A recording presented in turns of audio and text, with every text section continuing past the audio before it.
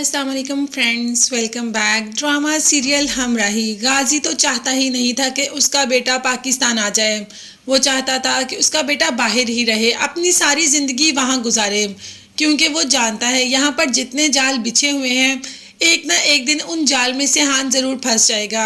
यही बात तो वो कर रहा होता है और दूसरी तरफ सिहान वाकई ही उन जालों में फंसता जा रहा है और सिहान को खुद भी पता नहीं चल रहा कि आखिर हो क्या रहा है। अभी तो सिहान फिल वक्त अपना सारा वक्त एलिफ के साथ गुजारता है। एलिफ सिहान से उस इंसान की बात कर रही है और उसको लेकर परेशान हो रही है कि जो कि अचानक आके कह देता है कि तुम्हारी माँ का भाई जैसा हूँ, जबकि आज तक मामा ने इस इंसान का जिक्र मेरे से नहीं किया। इन्हीं बातों के दौरान एकदम उसकी नज़र पड़ती है कि किसी ने एकदम निशाना बनाया हुआ है हार्ट को, वो भी सिहान के। और ऐसे दिल पर वार तो बिल्कुल भी एलिफ बर्दाश्त नहीं कर सकती। सिहान को पीछे करने ही लगती है कि आगे खुद आ जाती है और सिहान पर जो जानलेवा हमला होने लगता है वो एलिफ पे हो जाता है और सिहान बच जाता है। अब एलिफ बुरी तरीके से ज़ख्मी हो जाती है और सिहान को भी समझ नहीं आता कि आखिर कौन है जिसने ये हरकत की। खैर वो इस वक्त एलिफ को लेकर सीधा हॉस्पिटल जाता है और ट्रीटमेंट के बाद अपने बाप को कॉल कर देता है कि किसी ने मेरे पर जानलेवा हमला किया। बाबा, आखिर मेरे साथ ऐसा किसने किया? कौन है जो कि हमारी जान का दुश्मन बना हुआ है?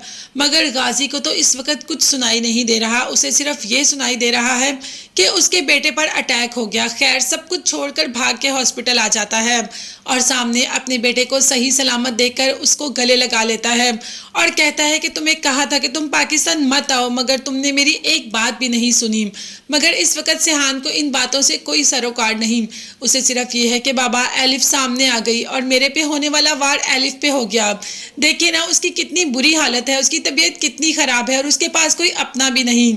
बाप को पता है कि ये हमला, ये वार किसने करवाया, इसीलिए बाप ने कहा कि मैं सिक्योरिटी गार्ड्स को यहाँ पर छोड़ के जा रहा हूँ।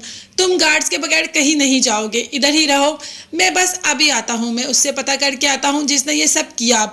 इसके बाद बाप चला जाता है यहाँ से लाला के ठिकाने पर, क्योंकि ये सब कुछ सिर्फ और सिर्फ लाला कर सकता है। लाला के बगैर किसी में इतनी हिम्मत नहीं कि वो सिहान के दिल तक पहुँच जाए।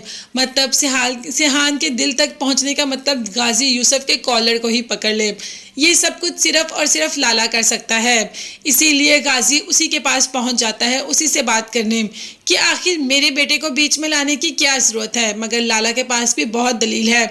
लाला की बहन के साथ भी तो यही हुआ। लाला की बहन ने भी तो अपनी जान सिर्फ और सिर्फ गाजी की वजह से दी। अब उसका बदला तो लाला ने लेना ही लेना है। मगर देखते हैं कि सिहान बच भी जाएगा लाला के वार से हमेशा। क्या एलिफ उसे बचाती रहेगी या एलिफ उसे बचाते बचाते खुद ही इस दुनिया से चली जाएगी? ये देखने के लिए चैनल को सब्सक्राइब कीजिएगा। अल्लाह हाफिज़।